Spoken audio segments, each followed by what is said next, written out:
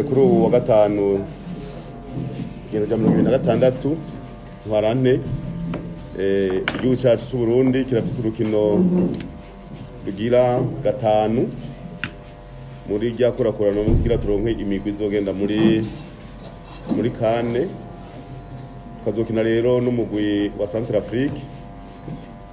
Twatamenyesha rero yuko imiteguro igeze kure, abakinyi bari mu myimenyerezo, abava hanze barabananya gushika, natwe nk'urwego rw'umupira w'amaguru mu Burundi twaragize inama ejo, turabona yuko ibintu biriko bagenda neza, mbere bamwe muri twebwe bakazofata indege ejo baja muri Maroc gutegura urukino ruzoca ruba ku itariki 30.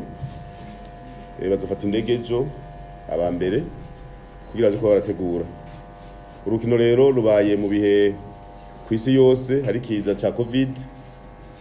Murazi ko no mu miseze twagenda mu Rutania ariko bimeze muga naho hari iki kiza ca Covid mu gihugu cacu.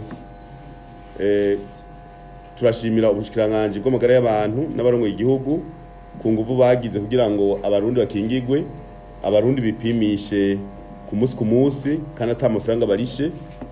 Ni ikintu cyafashije kugira ngo turwanye ico kiza ca Covid. Tukaza tushima rero ko tubifashijwe n'ubushikiranganje bw'amagara y'abantu, tubajije ishyirahamwe ry'umupira w'amaguru muri Afrika CAF, batwemereye yuko dushobora kwinjiza abarorezi 5,000. Barashaka kudashika twebwe mu mishabe y'umupira w'amaguru mu Burundi tuzoraba mugabo twagomba ko bashika, tuzogira hafi 4,400 kugira ngo abantu babe bicaye neza. Muri tribune hoho hazori bake cyane, hafi 300 gusa, abandi bazori kuri portour. Twagomba rero hamwe gabesha makuru mu mbenyesha abantu ntihazogire udafise itike yegera mu micungano y'ikibuga, no kilometero 3 bikenewe kuko tuzozibirira kure gose, kandi dusaba yuko n'abarorerezi boza bakubahiriza kandi n'ivyo bazoba basabwa kugira ngo bikingire, haba kuba bambaye gafukamunwa singaringira ko bakita canke barakoba kwa Kiswahili, kuba kukaraba, gupimwa ubushuhe n'ibindi. Umugwi wacu rero turawifurije intsinzi ku munsi wa gatanu, eka n'intsinzi ku munsi wa kabiri uza bakina na Maroc. Turi aba gatatu muri poule turimwo, ya mbere ni Maroc, ya kabiri ni Mauritania, ya gatatu ni Burundi, ya kane ni Centrafrique.